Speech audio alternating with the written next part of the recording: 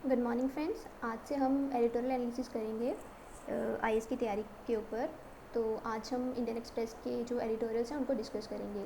तो स्टार्ट करते हैं अपने पहले एडिटोरियल से और पहले आर्टिकल से।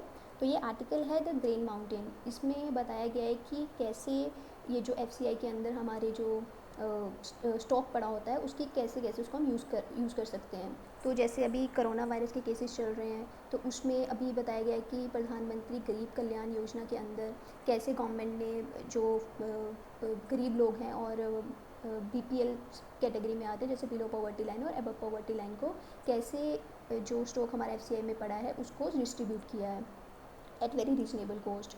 तो उसके बारे में डिस्कस करेंगे। तो हमें ये तो पता है कि कैसे गवर्नमेंट ये सब डिस्ट्रीब्यूट कर रही है, कैसे जो गवर्नमेंट की स्कीम है उसके अंदर किस किस रेट पे ये अवेलेबल किया जा रहा है। 5 kg जो ये है जो फूड ग्रेन्स हैं वो अवेलेबल कराए जा रहे हैं फैमिलीज़ को। तो उन सब का तो हम सबको पता है। अब हम देखते हैं कि एफसीआई के इश्यूज़ क्या क्या हैं जो एफसीआई फेस करता है। अब जैसे जो हमारा फूड कॉर्पोरेशन ऑफ इंडिया है वो कौन कौन से इश्यूज़ फेस कर रहा है। जैसे उसका सबसे पहले इकोनॉमिक कॉस्ट। अब जो गवर्नमेंट क्या है कि जो मार्केट से जो फूड ग्रेन जो खरीदती है उसका सारी जिम्मेदारी दी जाती है एफसीआई को। पर जो एफसीआई है वो उस फूड को एमएसपी पे तो खरीदता ही है, बट उसके अलावा भी उसको बहुत सारी कॉस्टेस जो हैं उसका सामना करना पड़ता है। जैसे कि प्रोक्योरिंग का तो हो गया, दूसरा ट्रांसपोर्ट, उसको वो फूड जो उसने ख़रीदा है उसको ट्रांसपोर्ट करना पड़ता है अलग अलग स्टेट्स में। उसके बाद उसको हैंडलिंग करना, जैसे उसके लिए लोग लगाना, उसकी लेबर कॉस्ट है ना, उसको स्टोर करने की, डिस्ट्रीब्यूट करने की, ये सारी कॉस्ट एफसीआई को हैंडल करनी पड़ती है, जो उसके ऊपर इकोनॉमिकल बर्डन डालता है। और उसके पास ज़्यादा फंडिंग भी नहीं आती है, गवर्नमेंट उसको ज़्यादा फंडिंग भी प्रोवाइड नहीं करता है। दूसरा जो है जो फूड वहाँ पे पड़ा रहता है वो वेस्ट होता है। अभी तो चलो कोरोना के टाइम पे वो फूड हम जो लोग हैं उनको अवेलेबल करवा रहे हैं, but most of the time जो हमारा जो फूड होता है वो इतना सारा होता है कि वो स्टोर हाउस में पड़ा रहता है और वहीं पे वेस्ट हो जाता है। और दूसरी है जो एफसीआई को इसको ऐसे कोई इंडिपेंडेंस ही नहीं दी है गवर्नमेंट ने कि वो अपना सारा मैनेजमेंट खुद कर सके। तो ये सब इश्यूज एफसीआई फेस कर रहा है। तो उसके लिए हम क्या क्या कर सकते हैं। अब देखो, जैसे शांता कुमार पैनल ने रिकमेंडेशंस दी थी काफ़ी सारी कि एफसीआई को हम कैसे उसके जो प्रॉब्लम्स है उसको कैसे सॉल्व कर सकते हैं। दूसरा अशोक धालीवाल कमेटी थी जो एग्रीकल्चर के ऊपर, उनकी रिकमेंडेशंस हैं। अब मैं कुछ रिकमेंडेशंस आपको बता देती हूँ जो जो इसमें बताई गई हैं। जैसे शांता कुमार जी ने बोला है कि हमें क्या है, नेगोशिएबल वेयर हाउस जो रिसिप्ट्स हैं उनको प्रमोट करना चाहिए। उसमें क्या होता है कि जो प्राइवेट प्लेयर्स हैं वहाँ पे हम क्या करते हैं कि जो फार्मर्स के ग्रेन्स हैं उनको स्टोर करवा देते हैं, और वो जो तो फिर वो जो फूड ग्रेन्स को स्टोर करने के बाद एक रिसिप्ट जो हमारा वेयर हाउस है वो एक फार्मर को देता है, तो फार्मर उस रिसिप्ट को यूज़ करके अपने आगे के जो खर्चे हैं उनको पूरा कर सकता है। इस तरह के कुछ इन्होंने रिकमेंडेशंस दी थी। और दूसरा बोला था कि एफसीआई को उसका बर्डन कम करना चाहिए, प्राइवेट सेक्टर्स को इन्वॉल्व करना चाहिए, जिससे जो एफसीआई के ऊपर बर्डन कम हो और जो मार्केट में ग्रेन सप्लाई प्रॉपर रूप से हो जाए और फार्मर्स को भी बेनिफिट हो। अशोक दालवाई कमेटी जो है उन्होंने भी कुछ रिकमेंडेशंस दी थी। जैसे उन्होंने बोला था एग्रीकल्चर में हमें एक्सपोर्ट को प्रमोट करना चाहिए। उन्होंने भी ये बोला था कि इंफ्रास्ट्रक्चर को प्रमोट करो, लॉजिस्टिक को इम्प्रूव करो। जो फालतू की जो गवर्नमेंट रिस्ट्रिक्शंस लगाती है एग्रीकल्चर प्रोडक्ट्स के ऊपर, केवल एक्सपोर्ट कोटा लगा देते हैं, उस तरह के जो वो सब चीज़ें उनको थोड़ा कंट्रोल करना चाहिए। तो यही हमारा पूरा इस आर्टिकल में यही बताया गया था कि किस तरह गवर्नमेंट अब एफसीआई का जो फूड ग्रेन है उसको यूज़ कर रही है। तो इसमें कुछ डाटा दिया है, फैक्ट्स दिए हैं, जो अगर आप पढ़ना चाहते हैं तो आप स्लाइड्स के थ्रू पढ़ सकते हैं इसको यूज़ करके। बाकी हमारा जो नेक्स्ट आर्टिकल है वो है होर्समैन ऑफ एपोकलिप्स। इसमें क्या बताया गया, जो ये हेडिंग है इसका एक मतलब है, जैसे कि जो हमारी क्रिश्चियंस जो रिलीजन है ना उनका एक बुक है द टेस्टामेंट, उसके अंदर बताया गया था कि किस तरह जो चार डिफरेंट तरह के उन्होंने बताए थे कि होर्सेज हैं, डिफरेंट डिफरेंट कलर में आएगी, उनसे डिफरेंट डिफरेंट कैलेमिटीज़ होंगी, जिसको एपोकलिप्स बोला जाता है। एपोकलिप्स होता है कि डिजास्टर। तो वही बताया गया कि उन्होंने बताया कि अब कोरोना वायरस से क्या क्या इश्यूज़ आ रहे हैं। तो उन्होंने इसमें थोड़ा तो इसमें इन्होंने बताया कि कौन कौन से इश्यूज़ हमें कोरोना वायरस की वजह से फेस करने पड़ सकते हैं। तो पहला इशू है जैसे साइबर क्राइम। अब जो एक फोर्ब्स है उनकी मैगजीन है, उन्होंने मई में स्टीवन मैकब्राइड ने एक आर्टिकल लिखा था, उसमें उन्होंने लिखा था कि किस तरह कोरोना वायरस की वजह से साइबर इश्यूज़ इतने सारे बढ़ जाएंगे। अब हम देख ही रहे हैं कि कितने सारे साइबर फ्रॉड्स हो रहे हैं। जैसे एटीएम इश्यूज़ आते हैं, जैसे लोग आपको फ़ोन करके बोलते हैं कि ओटीपी दीजिए, हम आपके बैंक से बात कर रहे हैं। तो इस तरह के काफ़ी इश्यूज़ फेस करने पड़ रहे हैं। अब ये इश्यूज़ क्यों फेस करने पड़ रहे हैं, क्योंकि काफ़ी जो देश हैं जैसे इंडिया है, हमारे पास इतनी टेक्नोलॉजी नहीं है, डिजिटल डिवीजन है और लोगों को इतना पता नहीं है साइबर स्पेस के बारे में।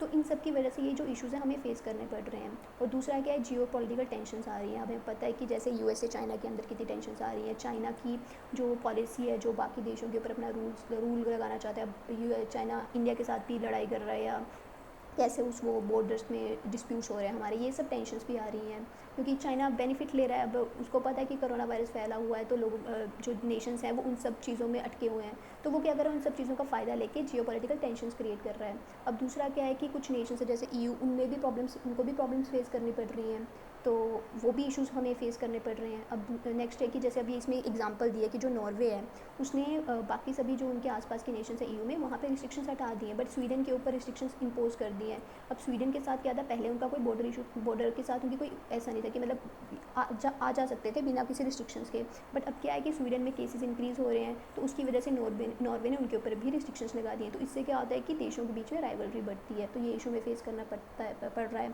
अब नेक्स्ट क्या है कि अब ये जैसे इशू बताया कि ट्रस्ट डेफिसिट हो रहा है सप्लाई चेन में। अब क्या है कि नेशंस में लड़ाइयाँ हो रही हैं, उसकी वजह से क्या है कि अब हम जो हमारा जो ट्रेड होता है ना, वो अब एक देश से दूसरे देश में जा रहा है। इसका मतलब ये नहीं कि हम जो ले रहे हैं चाइना से वो सब चाइना में ही बना है। अब चाइना जो अपना सामान बनाता है उसके लिए उसको रॉ मटेरियल चाहिए होता है, वो बाकी जगह से लेता है, तो वो क्या होता है, सप्लाई चेन होती है, तो वो सप्लाई चेन भी इम्पैक्ट हो रही है, क्योंकि देशों के बीच में थोड़ी प्रॉब्लम्स क्रिएट हो रही हैं।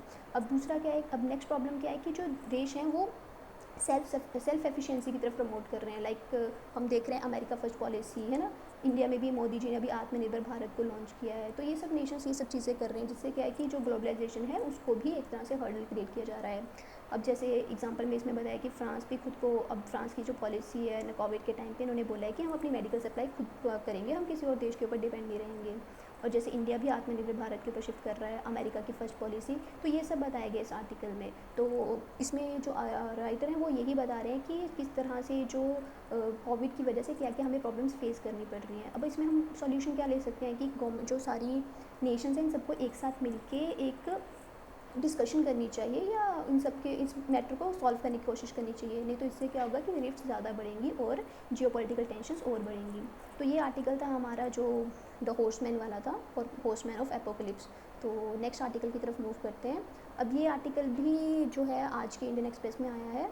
इसमें है कि इसमें भी बताया गया कि कोरोना वायरस से हमें क्या क्या इश्यूज़ फेस करने पड़ते हैं। तो ये जो आर्टिकल है, बेसिकली ये जो आर्टिकल है ये हॉस्पिटल्स में बेड की जो शॉर्टेज है उसके ऊपर है। तो इसमें इन्होंने 2-3 केस स्टडीज़ बताई हैं कि किस तरह से कितनी डेथ्स हुई थी कि लोगों को बेड की फैसिलिटीज़ नहीं मिली थी।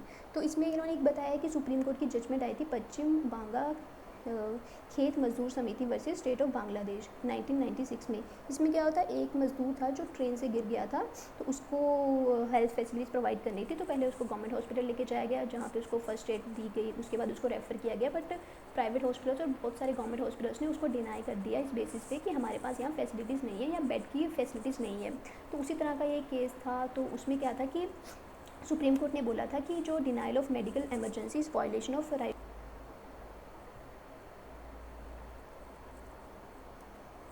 हाँ,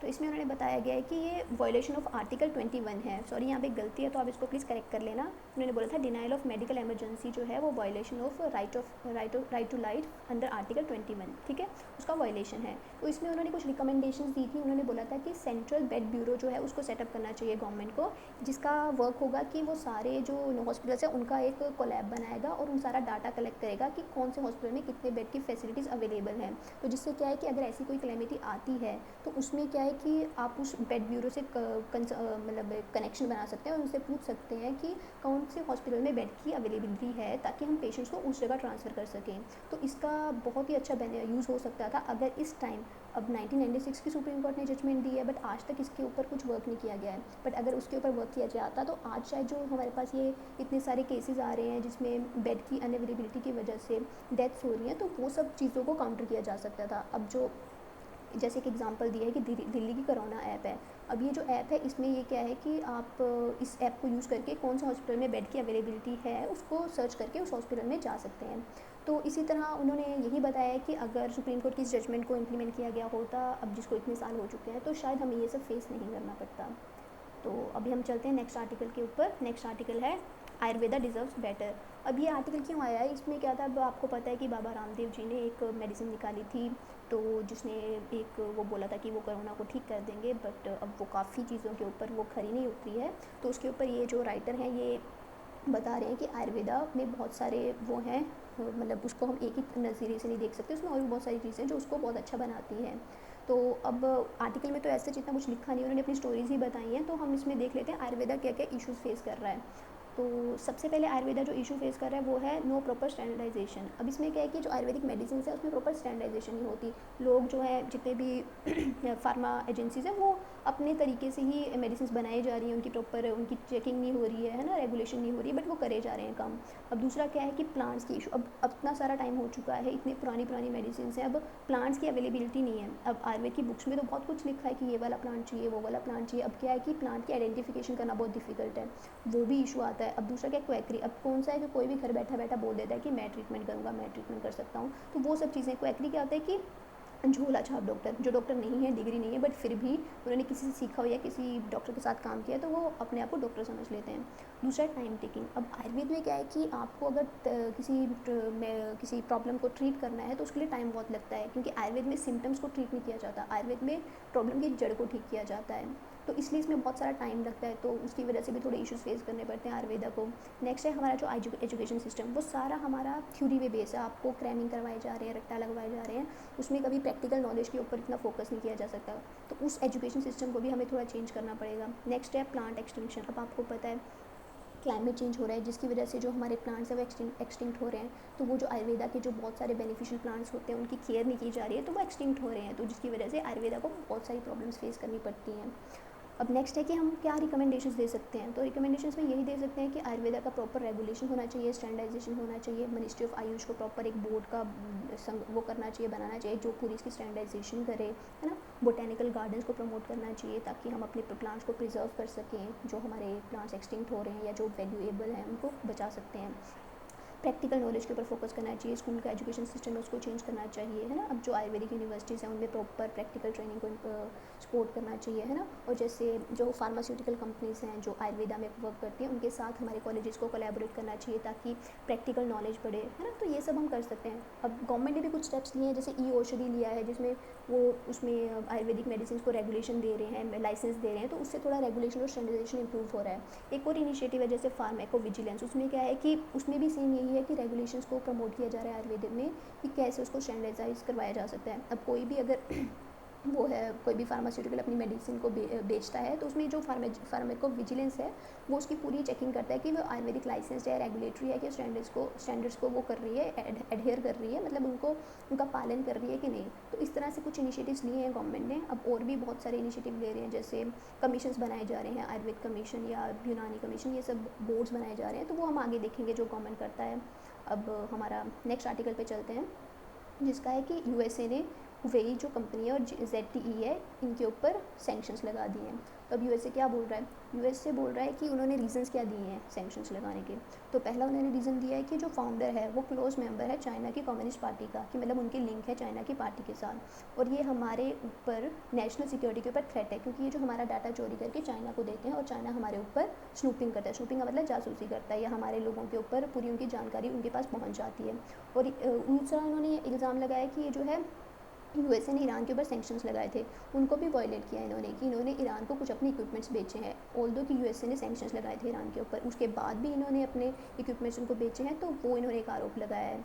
तो यही इन्होंने सब बताया रीजंस की, जिसकी वजह से इन्होंने हवाई के ऊपर बैन वो किया है, लगाया है, और ZT के ऊपर, ठीक है, इन दोनों कंपनीज़ के ऊपर। सेकंड, अब हम इसके देखते हैं कॉन्सिक्वेंसेज क्या हो सकते हैं। अब इसका कॉन्सिक्वेंसेज ये है कि जो हुवेई है ना, उनके पास टेक्नोलॉजी बहुत ज़्यादा है। अब वो चाइनीज़ कंपनी है, उनके पास टेक्नोलॉजीज बहुत ज़्यादा है, उनके पास लेबर कॉस्ट कम है, तो वो जो है, अब हम उनसे अगर उनके ऊपर बैन लग जाएगा तो क्या होता है कि जो इक्विपमेंट्स की है वो कॉस्ट इंक्रीज़ हो जाएगी, ठीक है। अब कितना उन्होंने बताया कि 30% कॉस्ट इंक्रीज़ हो जाएगी, ठीक है। अब इंडिया जो है, इंडिया की जो मार्केट है उसमें हुवेई जो ये ZT इनका जो शेयर है वो 25% है हमारे मार्केट में इनका शेयर।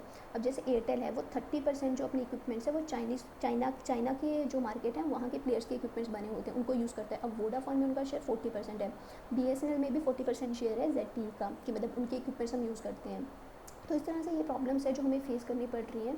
अब इस आर्टिकल में ये भी बताया गया है कि अब इंडिया इसके ऊपर क्या वर्क कर रहा है। अब इंडियन गवर्नमेंट ने अभी इसके ऊपर कोई हमने एक्शन नहीं लिया है, क्योंकि यहाँ पे एक डिबेट चल रही है, डिस्कशन चल रही है, हमें किस तरह क्या करना चाहिए।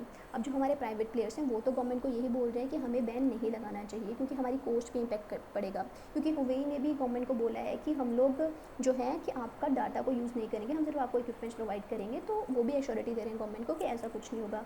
अब देखते हैं कि आगे क्या होता है। अब यूएस ने जो सैंक्शन लगा दिए हैं, जिसकी वजह से उसके जो फ्रेंड्स हैं जैसे इंडिया, इन सबको भी इसके ऊपर वर्क करना पड़ेगा, देखना पड़ेगा। अब देखते हैं क्या होता है ना। नेक्स्ट स्लाइड में हम देखते हैं, ये हमारा लास्ट आर्टिकल है, इसमें क्या है, अनलॉक द हाउस। अब इसमें जो ये हमारे आर्टिकल के राइटर हैं ये बोल रहे हैं कि हमें हाउस ऑफ पार्लियामेंट को खोलना पड़ेगा। इन्होंने काफ़ी सारी बातें की हैं कि हमारे पार्लियामेंट का वर्क क्या है, उसको क्या करना चाहिए, पार्लियामेंट किस लिए बनी है। अब इसमें इन्होंने लिखा है, एडवर्ड बर्ग की एक स्टेटमेंट दी है, ये एक पॉलिटिकल थिंकर हैं। तो इन्होंने बोला है कि parliament is deliberative assembly. Deliberative का मतलब जहाँ पे डिस्कशंस होती हैं, ठीक है, ऑफ वन नेशन, एक नेशन का जिसका एक ही इंटरेस्ट है एज ए होल, मतलब उसका एक ही वर्क है, एक ही नेशन है तो उसका एक ही काम है, ठीक है। There are no local purposes, no local prejudices. Prejudices का मतलब होता है कि कोई बायसनेस, कोई पहले से हम सोच के जिसके ऊपर चल रहे हैं, ठीक है, जैसे कास्ट सिस्टम ये सब हम ले सकते हैं ना। उसने बोला कि कोई भी लोकल पर्पस और कोई भी लोकल प्रीजुडिस इसको गाइड नहीं कर सकती। इसमें जो है इसका मोटिव होना चाहिए कि जनरल लोगों का फ़ायदा, हर किसी का फ़ायदा हो, और जनरल रीज़न भी एक ही होनी चाहिए, ठीक है। तो वो नेशन रीज़न क्या है, हमारे देश के बारे में, ठीक है। अब इन्होंने ये भी बताया कि पार्लियामेंट को बनाया कैसे जाता है। पार्लियामेंट लोगों से बनती है, लोग अपने रिप्रेजेंटेटिव्स को चूज़ करते हैं, उसके बेसिस पर ही पार्लियामेंट बनती है, फिर अपना काम करती है उन्हीं लोगों के लिए, है ना। तो ये सब बताया है। तो उन्होंने बोला कि कोरोना क्राइसिस की वजह से बहुत सारी प्रॉब्लम्स फेस करनी पड़ रही हैं, जैसे अब पार्लियामेंट तो खुल नहीं सकती। अब क्या था, फिर मार्च में लॉकडाउन लग गया, तो उस टाइम हमारे फाइनेंशियल बिल्स जो है वो पेंडिंग पड़े हुए थे, वो भी पास नहीं हुए। अगर वो पास नहीं होंगे तो हम लोग पार्लियामेंट के ऊपर अपनी स्क्रूटिनी कैसे करेंगे, स्क्रूटिनी मतलब उसके ऊपर हम निरीक्षण कैसे करेंगे, है ना। तो वो सब है। तो उसने बोला है कि हम क्या क्या मेजर ले सकते हैं कि हम कोरोना के टाइम पे भी हम पार्लियामेंट को अनलॉक कैसे कर सकते हैं। तो उन्होंने बताया कुछ एग्जांपल्स दिए, कुछ वो बताए पॉइंट्स। जैसे उन्होंने बोला कि फर्स्ट हम ये कर सकते हैं कि जैसे पार्लियामेंट मिलती है वैसे ही यूजुअल मीटिंग्स उसकी करवा सकते हैं विद प्रिवेंटिव मेजर्स। उन्होंने बताया कि WHO ने कुछ गाइडलाइंस दी हैं पार्लियामेंट्स के लिए कि कैसे हम स्टरलाइजेशन करके उनको यूज़ कर सकते हैं। अब स्टरलाइजेशन का मतलब होता है कि साफ़ सफाई करना, ठीक है। अब स्टरलाइज मतलब आपको, है ना, सफाई करना, हम सैनिटाइज़र को यूज़ करके, है ना, पूरे पार्लियामेंट को सैनिटाइज़ करके, ग्लव्स वगैरह, मास्क वगैरह यूज़ करके पार्लियामेंट की मीटिंग्स करवा सकते हैं। अब उन्होंने बोला है कि ऐसे कुछ एग्जांपल्स है जैसे इजिप्ट, फ्रांस, जर्मनी, इजराइल, इन सब ने ये सब वाला मेजर यूज़ कर रहे हैं।